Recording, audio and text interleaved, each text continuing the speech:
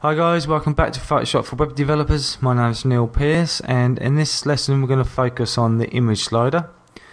We're going to use a background pattern that we already used for the navigation menu in the design and develop badges, and then we're going to use a stock image. You can either use your own or use the one that I used, that I will give you a link to, where you can download it at a cost. I'm afraid it's not free. And then we'll crack on with the services section after this lesson. So pick up from where we left off then. And one thing I did notice is our design, our welcome text and two badges are a bit wider than our original design, as you can see. Click through, and we're just going to quickly adjust that. So with the brush strokes selected, on Control T, hold down the Alt key. I'm just going to drag them in a bit. Then I'm just going to get the develop badge, bring back my guides. I'm just going to bring that into about there, and then design, do the same. And might want to bring the brush strokes in a little bit more.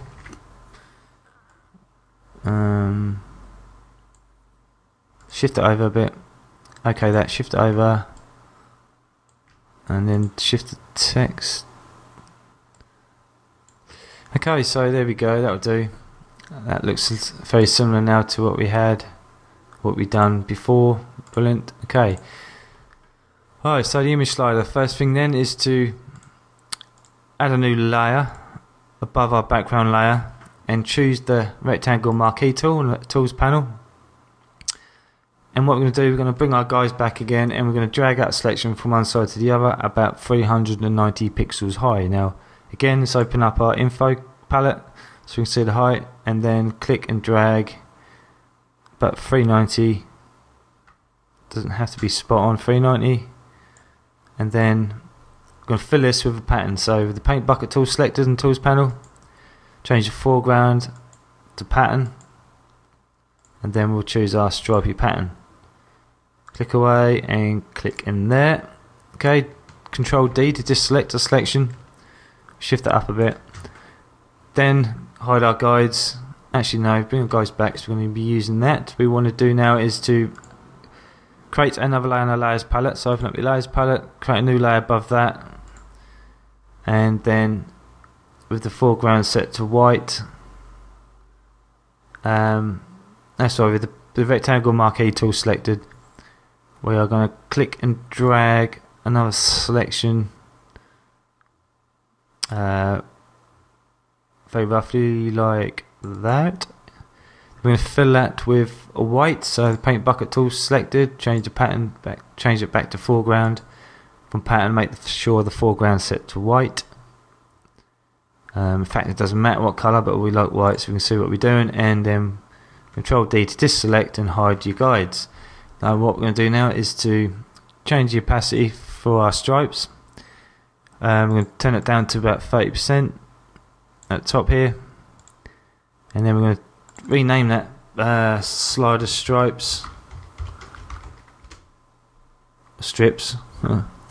and then slider BG. Then I'm going to group these while I'm here, so Control G to group those and call that slider. So keep everything in order. Now we want to do is to bring our stock image in, stock photo, and here's mine. You probably, when you bring your stock photo into Photoshop, it will be locked. What you need to do is either unlock it up here, or if not, you can just click and drag the lock icon into the bin at the bottom. And I'll just quickly show you where you can get this from if you want to use this. If you go into your web browser, if you type in 123rf.com, and in the search field type in 10406198, that'll bring up this this image. I downloaded the medium size one, but you probably might want the large, but it could cost you more money anyway. So I've unlocked the layer. What we want to do, we want to select this. We can do that easily by pressing the control key down and clicking the layer. That'll bring up the selection around the image. Then go to edit, down to copy merged, then go back into your design. Do the same with our slider BG. We can hold down the control key, click that, make that a selection, then go to image, down to paste special, and then paste into. Then with the move tool selected, we'll shift that down to where we want it to be. Then we need to lock these layers, the mask that is, so lock it, click it in the middle there. Okay, so lock that. And then of course this has come up short, and what I did, I'll quickly show you, have a little bit of fun doing this, was just to copy this end bit. So I've got the selection rectangle marquee tool, made a selection there. I Control C to copy, Control V to paste. With the V I just shifted it, overlapped it slightly, held down the Shift and Alt key again with the V move tool selected, and then just kept on making copies. Okay, so I overlapped some of them just to get rid of that line, and I just kept going like that until I got looking pretty good. Then I just used the pen tool and I made a selection around this photo, copied that, brought it over here to here, and I added my own photo in the middle of that, and I give it a drop shadow. So there's little things like that you can do, be creative. Again, what you want to do is once you get all of these layers, you don't want all these hanging around in the layers palette, you can click the top one, go down to this bottom one, the very first one you used, hold down the shift key, click that, make them all active, then Control E to merge them together. Okay, so easy enough. And then I'll call this slider right side, and then call this image. I don't know what it is, but just keep it nice and tidy. Then next up is to add our banners. Okay, so the colour we used for the top one is the same colour as our badges, probably a little bit lighter actually, and then that one's for the same colour as our brush behind our welcome text. So okay, so select the top layer, create a new layer using the new layer icon. Then we want to call this banner top, and with the rectangle marquee tool selected, we're going to change the foreground colour to that badge. So we click that colour picker, and then we use our eyedropper tool to click that colour. Actually, we'll probably use that actually.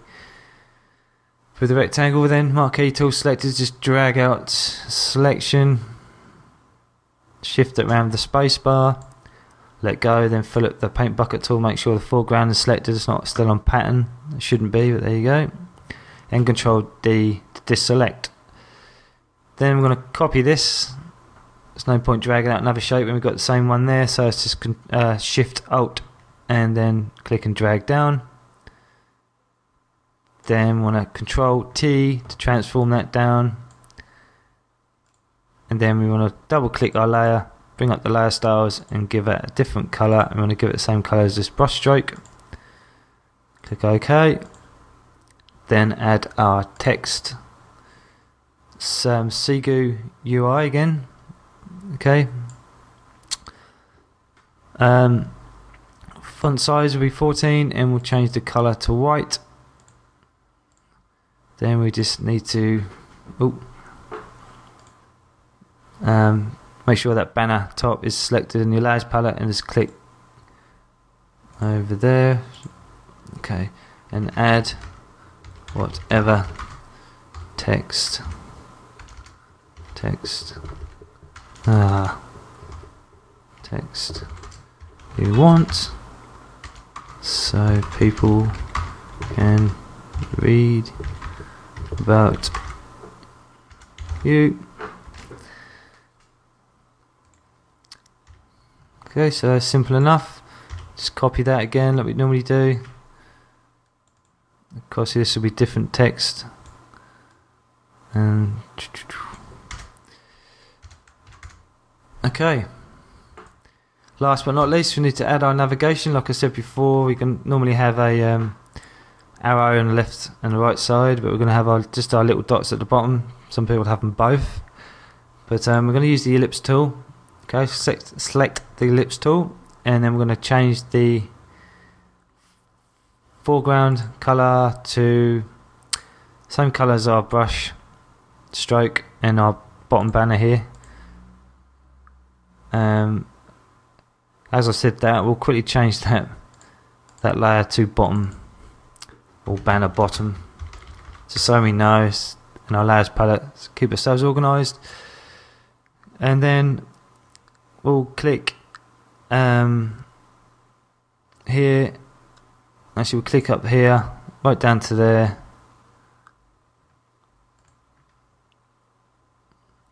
We'll group them together, and we'll call that let's call that main slider, because what I want to do, I want to add some dots. So above, just click that group, create a new layer, move that underneath there, and then we're going to create a dot. So with the ellipse tool selected, with that colour set to foreground, our foreground colour set to the brush stroke, we'll move that up a bit, make it a bit bigger. I'm going to bring back our guides, Control H, actually bring that down a bit. So if you iron this up, you'll see that this is probably the centre one, this one here. So we want to, we'll add a circle here. So hold down the Shift key, and we'll do a nice little one like that.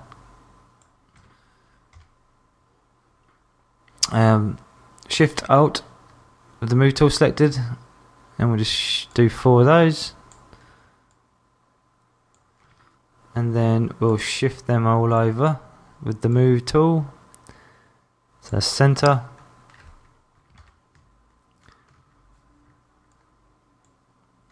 Then with this bottom one selected, we'll make another layer top of that. We'll just call this white dot. We call it overstate, whatever you want. Then we'll create a white circle above that with the ellipse tool again. Hold down the Shift key and just move it around with space bar till you got it just right. And then let go. Ooh, might need to shift that around. Okay, I think we need to make these darker, so what we'll do, we'll just double click that, bring up the layer styles.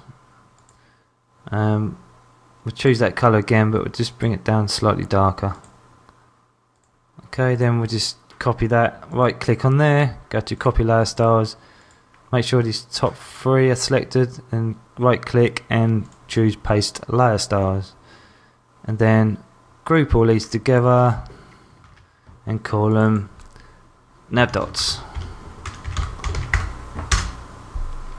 Okay, so here we go. Look, in our layers palette, we're nice and tidy, nice and manageable, know where we are, and then we've finished our slider, and it's looking pretty good. So I hope you learned a bit from this lesson and enjoyed it, and we'll see you in the next lesson.